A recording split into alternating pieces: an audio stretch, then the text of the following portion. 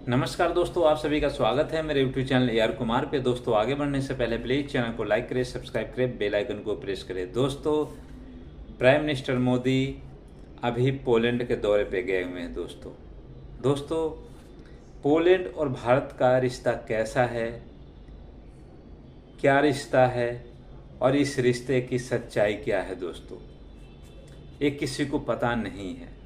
बहुत कम लोगों को पता होगा कि भारत और पोलैंड का रिश्ता कैसा है और जो रिश्ता है उसकी बुनियाद क्या है। दोस्तों, भारत का कोई प्राइम मिनिस्टर पोलैंड के दौरे पे जल्दी जाते हुए किसी ने देखा नहीं होगा, ना ही सुना होगा। पीएम मोदी अभी पोलैंड के दौरे पर हैं और पीएम मोदी 45 साल बाद पोलैंड के दौरे पे हैं। यानी कि कोई भी भारतीय प्राइम मिनिस्टर 45 साल पोलैंड के दौरे पे गया ही नहीं। 45 साल बाद पीएम मोदी पोलैंड के दौरे पे हैं। दोस्तों, पीएम मोदी से पहले 1979 में मोरारजी देसाई वो गए थे पोलैंड के दौरे पे। उसके बाद 1979 के बाद कोई भी प्राइम मिनिस्टर पोलैंड के दौरे पे गया ही नहीं। आज 2024 में पीएम मोदी पोलैंड के दौरे पर हैं। तो पोलैंड और भारत का रिश्ता कैसा है, भारत और पोलैंड का जो संबंध है वो कैसा है, उसका कारण क्या है, और भारत और पोलैंड के जो रिश्ते हैं, इतना गहरा रिश्ता कैसे हुआ। दोस्तों, इन सभी चीज़ों को जानने के लिए हमें द्वितीय विश्व युद्ध के समय जाना होगा। तब हमें समझ में आएगा कि भारत और पोलैंड का रिश्ता कैसा है, कारण क्या है कि भारत और पोलैंड के जो डिप्लोमेट है एक दूसरे की कंट्री के अंदर जल्दी आते जाते कोई ना सुना है और ना ही देखा है। भारत के प्राइम मिनिस्टर 45 साल बाद पोलैंड के दौरे पर हैं।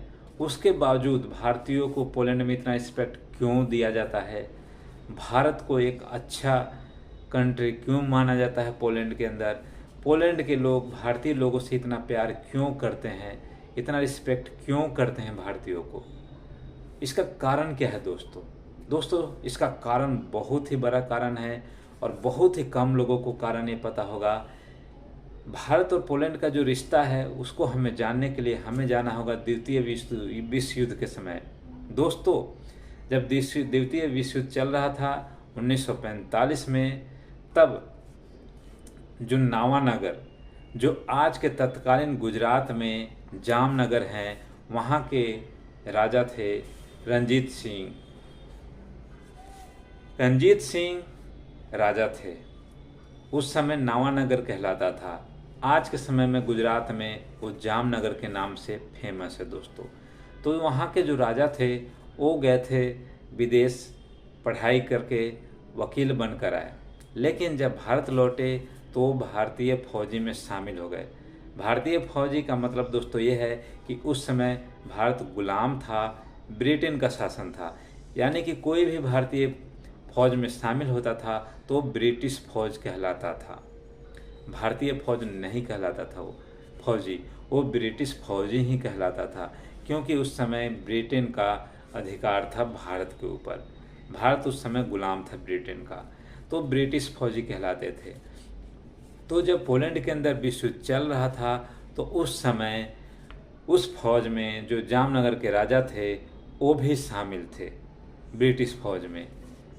तो वहाँ पर ऐसा युद्ध हो रहा था, इतना भयंकर युद्ध हो रहा था कि उनको इतना उस युद्ध को देखकर एक पीड़ा सा सहन नहीं हुआ उनको। उन्होंने देखा कि इस युद्ध में बच्चों का क्या कसूर है, ये जो युद्ध है उसमें बच्चों का क्या गलती है, क्या कसूर है, बच्चों ने क्या बिगाड़ा है कि इस युद्ध का हिस्सा बच्चे बन रहे हैं, इस युद्ध में बच्चे मारे जा रहे हैं। तो उस समय जो राजा थे उन्होंने करीब 1000 बच्चों को पोलैंड से लेकर भारत आए थे। वो 1000 बच्चों को पोलैंड से लेकर भारत आए थे और महाराष्ट्र के अंदर एक केंद्र में रखा था उन्होंने।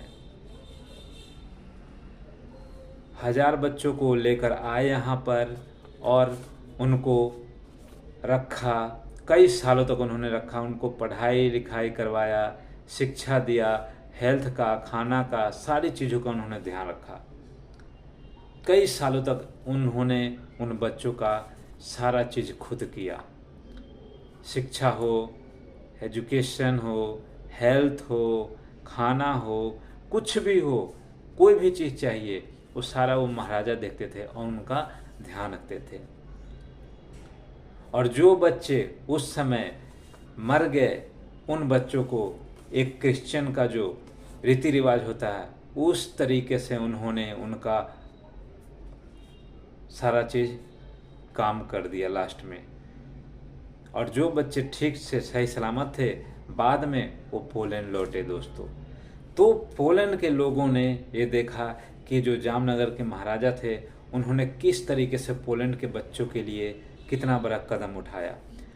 बच्चों को बचाने के लिए पोलैंड से लेकर वो इंडिया चले गए और इंडिया के अंदर उन्होंने बच्चों को सेफ जगह पे रखा, बच्चों को पढ़ाई लिखाई करवाया, एजुकेशन दिया और उसका बच्चों जो थे बच्चों का हेल्थ का ध्यान रखा, उनके खाने पीने का ध्यान रखा, यानी सारी चीज़ों का ध्यान रखा महाराजा ने।